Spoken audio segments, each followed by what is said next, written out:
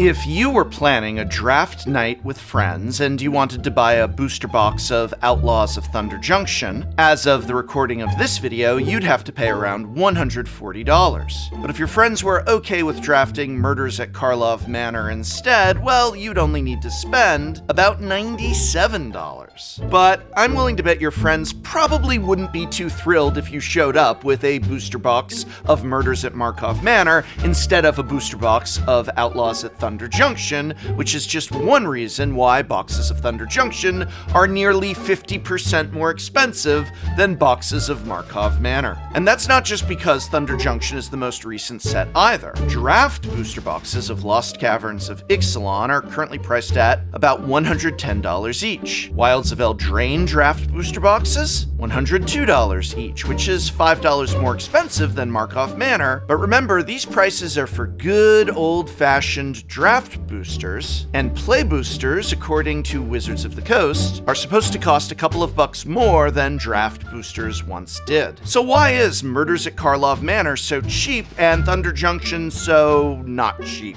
Isn't Ravnica the closest thing Magic the Gathering has to a surefire slam dunk? Why is Thunder Junction therefore outperforming Karlov Manor by just about every metric? Well, Johnny, there's myriad reasons, but it is my overall belief that Karlov Manor more or less failed as a Magic set, and I'd like to not only demonstrate why I believe it has, but also discuss why Thunder Junction has succeeded, and on top of all of that, why I feel that Bloomborough may likely be the best set of the three.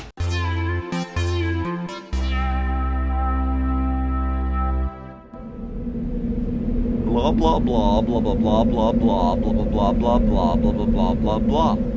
But first I gotta ask, are your Magic the Gathering cards all nicely organized by set, color, rarity, and so forth? No? Well, it's spring cleaning, so maybe it's your opportunity to finally sit down and organize those dozens upon dozens of Magic card piles that are scattered all over your desk, and on the floor next to your desk, and let's be honest, scattered all throughout your house. Organize those cards? Who has time for that? Between working, hobbies, and obligations, it's hard enough to find the time just to cook a decent dinner these days. Well, you can now reclaim that missing time with the help of today's sponsor, Factor. Factor delivers chef-crafted, dietitian-approved meals straight to your door. Each Factor meal is ready in about 2 minutes, so there's no time-consuming prep work or messy cleanup required. Factor offers a weekly menu with over 35 options to choose from, including Calorie Smart, Keto, Vegan, and Vegetarian. Meal plans range from 4 to 18 meals per week, and you can pause or reschedule your deliveries at any time. Customize your plan with over 60 available add-ons like breakfasts, quick snacks, beverages, and more. No matter what your food goals are this spring, Factor has you covered. And with all that time you save with Factor meals, you can finally start organizing those card piles, right? Right? Well, no matter what you want to do with all your extra free time, Factor can help you reclaim it. Right now, you can use my link and get 50% off of your first Factor box and 20% off of your next month of orders. Get started with Factor today and start receiving restaurant-quality meals without the hassle. Thank you, Factor, for sponsoring this video. Let's start with why Karlov Manor failed. The first and most obvious reason is the flavor of the set. Ravnica is one of Magic's most popular planes, perhaps its most popular, because it has one of the best defined creative identities. It's the city of guilds. If you do a Ravnica set where you de-emphasize the significance of the guilds, you're going to be in dangerous territory right off the bat. But that's not the whole picture. After all, War of the Spark did something similar, but still found success because the thing that overshadowed the guilds felt thematically resonant with the plane. Our beloved City of Guilds was under attack by an existential, extra-planar threat that had been built up over the past several years of Magic sets. That set also had a very clear in-universe theme. It was the Planeswalker set. War of the Spark distinguished itself by not only being this epic culmination of nearly half a decade of Magic story, but mechanically it was the first Planeswalker set. Instead of just 2 to 3 Planeswalkers at the mythic rarity, War of the Spark featured featured 40 Planeswalker cards for the very first time at the rare and uncommon level. So whereas War of the Spark was set on Ravnica but did not focus on the guilds either mechanically or story-wise, it succeeded by, among many other factors, being an important, impactful story and offering something truly interesting in being a Planeswalker set. In contrast, Murders at Markov Manor's story had no discernible build-up or development, and quite frankly was pretty low stakes. Oh no, someone murdered the head of the guild where death doesn't matter. Call Benoit Blanc. Or wait, there's no need, because apparently there's actually an 11th guild of Ravnica, the Detectives Guild. So many detectives. In contrast to the 40 Planeswalkers of War of the Spark, Murders at Karlov Manor had 47 detective cards. So that's more detectives on Ravnica than there were Planeswalkers on Ravnica during War of the Spark. Not to mention the dozen new detective cards in the supplemental commander decks. Keep in mind, we'd never seen a single detective card in Magic the Gathering's history before. But now we had 59 detectives in total. And don't even get me started on the Clue supplemental cards. It's so dumb. It's so dumb, it's brilliant. No! It's just dumb. There is nothing really Ravnican about detectives. They aren't affiliated with any one of the 10 guilds, and again, Ravnica has this long, rich history of world building. We know what the world of Ravnica is, how it is built, and how it operates, and we've never seen detectives running around in response to a murder. Way back in the original Return to Ravnica, Vraska's introductory story was actually based around the murders of several high-profile Ravnican citizens. Jace, as Living Guild Pact, was working with Lavinia of the Azurius Guild to find out who was doing the murders and why. Spoilers, there were no detectives, and Jace never once put on a fedora. The whole fedora and trenchcoat thing is very anachronistic, isn't it? Why does everyone on Ravnica suddenly dress in the style of a 1920s noir film? Did a fashion influencer from New Capenna cross an omen path and start hyping up fedoras and trenchcoats on Ravnica's TikTok? I mean, just look at Steam Core Scholar. Who made it put on a hat? It's a weird, darn it. Weirds don't wear clothes, ever. Even Mark Rosewater admitted that Markov Manor had too many detective hats, and probably too many detectives. Because yeah, the whole thing with 1920s noir is that a single private eye would investigate a murder, alone. The themes of Markov Manor weren't just inconsistent with the history of a beloved plane, they weren't even internally coherent. But flavor alone was never going to be enough to doom Markov Manor. After all, there is more to Magic sets than just their aesthetic. They also need to be fun to draft and include a nice selection of cards for constructed formats. Unfortunately, Markov Manor had neither of those qualities either. The draft environment was designed around disguise, a buffed version of Morph that ultimately served to exacerbate many of the complications already inherent to a Morph set. Stumbling on mana is particularly punishing, since you absolutely must hit your third land drop on turn 3 to start playing out your disguise creatures. And you also always need to hit more land drops after turn 3 so you can flip your disguise creatures face up. Needing to hit land drops is not unique to this limited format, of course. Disguise just made it even more punishing when you didn't than it normally would be. The myriad of disguise creatures made limited incredibly complex, essentially doubling the number of combat tricks players needed to learn to not get blown out and have a miserable time. This, in turn, makes the set much less accessible to newer or casual players. There's just so many things that you need to know before you sit down to a Markov Manor draft, and at a steeper entry fee for a draft,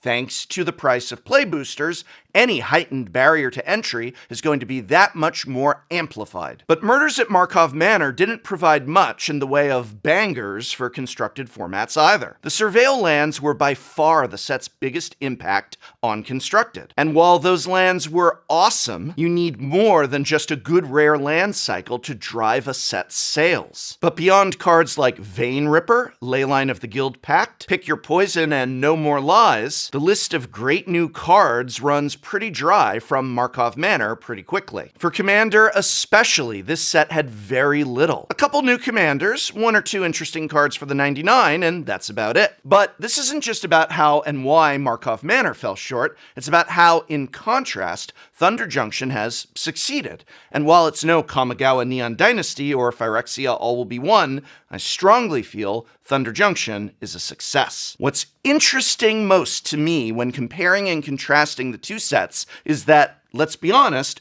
Thunder Junction is as much a meme set as Markov Manor. From a flavor perspective, Thunder Junction has many issues. As I said, the set still feels more like a meme than a typical standard legal set. But at least it's not quite as egregious as Markov Manor. Yes, we have an ooze wearing boots and a hat, and that is absolutely ridiculous. But at least the rest of the other creatures wearing hats have a reason to do so. You would want to dress this way to protect against the desert plains sun, and so there's at least a bit more internal logic than suddenly everybody on Ravnica likes trench coats and fedoras. Thunder Junction is also a new plane, so Wizards of the Coast isn't rewriting Magic history by establishing the Wild West rules of Thunder Junction. So yes, this Wild West cowboy set does feel more like a meme than Magic the Gathering world building, but at least we didn't say return to Lorwyn or Alara and suddenly find everyone dressing like cowboys. And at least cowboys is a bit more of a clearly defined cultural touchstone than detectives.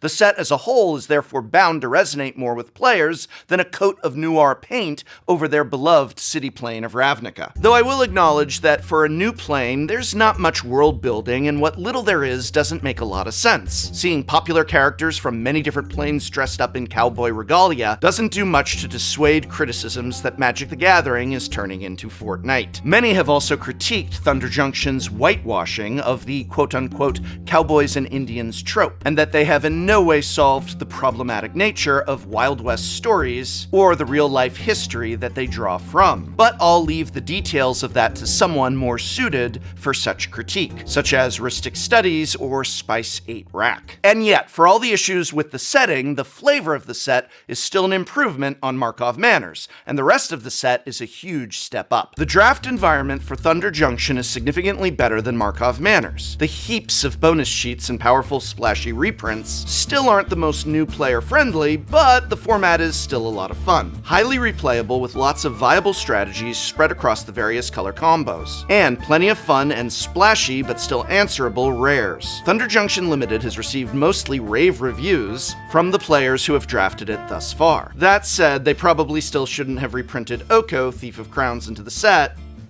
And whereas Thunder Junction's Limited is an improvement upon Markov Manor's Limited, Thunder Junction's Constructed and Commander impact is basically in another universe ahead of Markov Manor's. There are tons of great cards for Standard, for Pioneer, for Modern, and even some for Eternal formats. Cube got plenty of love as well, with a lot of sweet designs for all kinds of cubes and even upwards of 25 cards that look playable even in powered vintage cubes. But the format that received the most attention in Thunder Junction was by far Commander. Certainly much more attention than it got in Markov Manor. Thunder Junction has 43 legendary creatures in the main set, plus one more on the big score bonus sheet. That's a whopping 44 brand new legends that you can open in any given pack. To put that in perspective, Lost Caverns of Ixalan had a lot of legends at 31. Markov Manor, only 25. Heck, even looking at a set like March of the Machine, the capstone set to the new Phyrexia arc that was literally all about legendary creatures, only had 35 new legends. Thunder Junction is positively stocked with Commander implications, and that doesn't even end with the legendary creatures.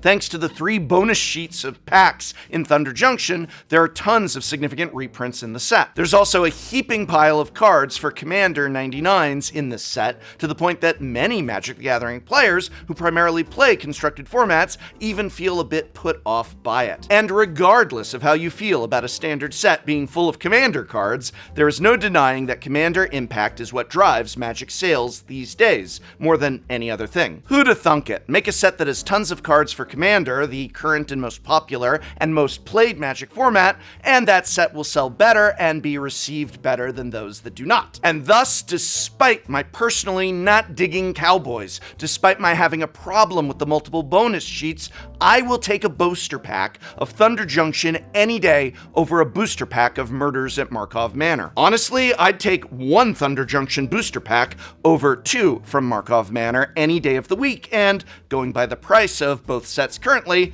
I'm not the only one. And yet, despite Thunder Junction's success, I strongly feel that the next standard set, Bloomborough, will eclipse it by far and be overwhelmingly the best set of the three.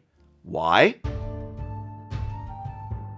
First and foremost, the flavor of Bloomborough appears to be deeply rooted in magic and fantasy, something that cowboys and detectives are not. While seeing Ral Zarek as an otter might be a little too cutesy for many Magic the Gathering players' taste, at least the set feels like a fantasy set, in line with most of Magic the Gathering's other sets. Redwall is beloved as a rich and exciting fantasy world, so I have high hopes that Wizards of the Coast can deliver on their take of a Redwall-style fantasy setting. There already appears to be deeper world building than Thunder Junction had. The main character of Bloomborough is Mabel, a mother and reluctant hero who sets off with her crew of adventurers to investigate what has befallen a neighboring town. That sentence alone has more depth and intrigue than any of the events of either Thunder Junction or Karlov Manor. These are mostly new characters from an entirely new plane who are up against a significant and mysterious threat with legitimate emotional stakes. And just look at that artwork. Doesn't this make you feel something? Or at least doesn't this feel like Magic the Gathering again? Already, Bloomborough feels like the return of Magic the Gathering world building, an aspect of Magic that has been neglected in recent sets.